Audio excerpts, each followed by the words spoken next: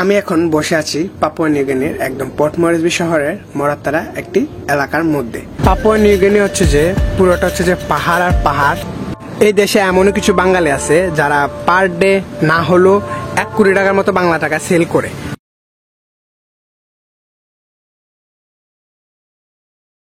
আসসালামু আলাইকুম, আশা করি সবাই অনেক ভালো আছেন। আবার নতুন ভিডিওতে আপনাদের সবাইকে স্বাগতম। আজকে আলোচনা করব পাপুয়া নিউগিনিতে বাংলাদেশি হয়ে ব্যবসা করবেন যেভাবে A to Z সম্পূর্ণ গাইডলাইন, এবং ভিডিওটা স্কিপ ছাড়া শেষ পর্যন্ত দেখতে থাকুন, তাহলে আপনারা অনেক কিছু জানতে পারবেন।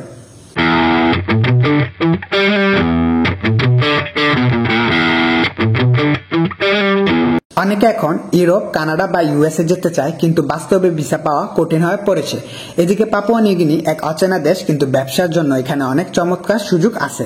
আজকে ভিডিওতে আমি দেখাবো কিভাবে বাংলাদেশ থেকে ট্যুরিস্ট ভিসা নিয়ে আপনি এখানে এসে একজন লোকাল পার্টনার সাথে শুরুতে ব্যবসা শুরু করবেন, পরে কিভাবে সেই ব্যবসার পুরো মালিকানা নিজের নামে আনবেন, ট্যাক্স কমানোর টিপস এবং প্রয়োজনীয় সকল কাগজপত্র, খরচ ও কৌশল নিয়ে বাস্তবিক গাইডলাইন।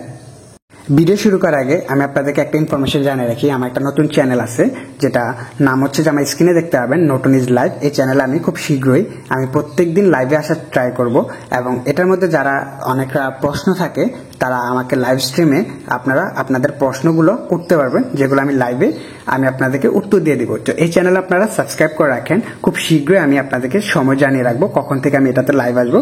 তবে আপনারা চ্যানেলে সাবস্ক্রাইব করে রাখতে পারেন আমার নতুন চ্যানেলটিতে, ওটাতে আমি সবসময় লাইভে আসবো। তাই আপনারা যত প্রশ্ন থাকে না কেন তখন আপনারা সরাসরি আমাকে জিজ্ঞাসা করতে পারবেন। এটা আপনাদের জন্যই বিশেষ করে আমার এই চ্যানেলটা খোলা। তাই চ্যানেলের লিঙ্কটা ভিডিও ডিসক্রিপশনে থাকবে, অথবা আপনারা চাইলে চ্যানেলটা সার্চ করে দেখতে পারেন। নতুন ইজ লাইভ একসাথে সার্চ করলে ইউটিউবের মধ্যে পেয়ে যাবেন আমার এই চ্যানেলটি। তো ভিডিওটা শুরু করা যাক। স্টেপ নাম্বার 1, বাংলাদেশ থেকে যেভাবে যাবেন, প্রথমে ট্যুরিস্ট ভিসা নিয়ে, ই ভিসা যেটা বলে, ই ভিসা নিয়ে আপনার যেতে হবে পাপুয়া নিউগিনিতে। ভিসার জন্য যা লাগবে, পাসপোর্ট স্ক্যান, 6 মাস মেয়াদ থাকতে হবে, পাসপোর্ট সাইজ ছবি, flight to hotel booking, visa fee $50, visa type হবে ট্যুরিস্ট ভিসা। স্টেপ নাম্বার 2, দেশটিকে বোঝা প্রথম 2 সপ্তাহ। আপনি প্রথমে পৌঁছাবেন পোর্ট মরিসবি, লে বা মাউন্টেন হাগেন শহরে। 1 থেকে 2 সপ্তাহ বিভিন্ন লোকাল মার্কেট, নিরাপত্তা অবস্থান, ব্যবসার কালচার, পণ্য প্রাপ্তি এসব দেখে বুঝে নেন। এই সময়টা ভালোভাবে পরিচিত হন স্থানীয় মানুষজনের সাথে, কারণ প্রথমেই নিজের নামে ব্যবসা করা কঠিন। স্টেপ নাম্বার 3, পার্টনারশিপে ব্যবসা শুরু করা, লোকালদের সাথে চুক্তি। যেহেতু আপনি ট্যুরিস্ট ভিসায় এসেছেন, শুরুতে আপনি ব্যবসা লাইসেন্স করতে পারবেন না। তা আপনার প্রথম কৌশল হলো একজন লোকাল নাগরিকের সাথে পার্টনারশিপে ব্যবসা শুরু করা। কিভাবে করবেন? আপনার ট্রাস্টেড একজন PNG নাগরিক খুঁজুন, লোকাল দোকানদার, ট্যাক্সি চালক, লোকাল গাইড, যে কোনোভাবে এটা আপনার বুঝতে হবে যে উনি আপনার জন্য ট্রাস্টেড কিনা। তার নামে IPA অর্থাৎ ইনভেস্টমেন্ট প্রমোশন অথরিটি এর মাধ্যমে ব্যবসার নামে রেজিস্ট্রেশন করুন। পার্টনারশিপ চুক্তি করুন মৌ বা নোটারি এগ্রিমেন্টের মাধ্যমে। এই চুক্তিতে লিখবেন লাভের শেয়ার কেমন হবে, আপনার কত ইনভেস্টমেন্ট থাকবে, কত মাস পর আপনি পার্টনারশিপ থেকে সম্পূর্ণ মালিকানা নেবেন, এরকম। স্টেপ নাম্বার 4, কাগজপত্র কি কি লাগবে। IPA business name registration, local partner নামে, ফি যেটা 200 কিনা, বাংলা টাকা 6200 টাকার মতো আসবে। তারপর হচ্ছে ট্যাক্স নাম্বার লাগবে, যেটা হচ্ছে যে আপনার ফ্রি লোকালদের জন্য, তবে লোকালের নামই নিতে হবে। ব্যবসার ঠিকানা, রেন্ট এগ্রিমেন্ট, ভাড়া চুক্তিপত্র অথবা বিদ্যুৎ বিল লাগবে। তারপর লোকাল অথরিটি অনুমতি ফি, যেটা আপনার হচ্ছে 100 থেকে 200 কিনা, যেটা বাংলা টাকা হচ্ছে যে 3 থেকে 6000 টাকার মধ্যে। স্টেপ নাম্বার 5, ব্যবসার ধরন ও খরচ। মুদি দোকানের ভিত্তিতে প্রথম খরচ, যেমন একটা আনুমানিক আপনাদের একটা আইডিয়া দিই ছোটখাটো হিসাবে, দোকান ভাড়া প্রতি মাসে 1000 কিনা, যেটা বাংলা টাকায় 31,000 মতো পড়বে। মালামাল 3000 কিনা, যেটা একটা আইডিয়ার জন্য আপনাদেরকে বোঝাচ্ছি, যেটা বাংলা টাকায় 93,000 টাকার মতো আসবে। ফার্নিচার যেগুলা 800 কিনা, যেটা পাপুয়া নিউগিনি, যেটা বাংলা টাকা 25,000 মতো আসবে। রেজিস্ট্রেশন ও লাইসেন্স, যেটা 500, সবকিছু মিলে যেগুলো উপরে বললাম তা হচ্ছে 15,500। চুক্তিপত্র কনসালটেন্সি, যেটা হচ্ছে 300 কিনা, যেটা হচ্ছে বাংলা টাকা 9,000 মতো আসবে। মোট এগুলো যদি আমি হিসাব করি, তাহলে পাপুয়া নিউগিনি হিসাবে 5,600 কিনা আসবে, যেটা বাংলাদেশের টাকা 1,74,000 টাকার মতো। এটা আমি একটা জাস্ট আপনাদেরকে একটা ছোট্ট একটা উদাহরণ হিসাবে বোঝাচ্ছি। তারপর হচ্ছে যে আপনারা যেভাবে যে ব্যবসা করবেন সেটার উপর ডিপেন্ড করে, ওই অনুযায়ী আপনার লোকাল একজন ট্রাস্টেড মানুষ থাকলে সেটা আপনার সবকিছু সে আপনাকে আইডিয়া দিতে পারবে। স্টেপ নাম্বার 6, পার্টনারশিপ থেকে নিজের নামে নিয়ে আসা। ধরেন 3 থেকে 6 মাস পর আপনি ব্যবসা চালিয়ে যাচ্ছেন এবং সমস্ত খরচ ইনভেস্ট করছেন, তখন লোকাল পার্টনার সাথে আগে চুক্তি করা অনুযায়ী আপনি তার কাছ থেকে ব্যবসার মালিকানা নেবেন। যা করতে হবে, পার্টনারের বিজনেস নাম ট্রান্সফার আবেদন করতে হবে IPA তে। নিজের নাম ও নতুন কোম্পানির নাম দিয়ে পুনরায় রেজিস্ট্রেশন, ট্যাক্স আইডি এবং লাইসেন্স রিইস্যু করুন। এর ফলে আপনি 100% মালিক হবেন এবং সরকারের স্বচ্ছভাবে সব দেখাতে পারবেন।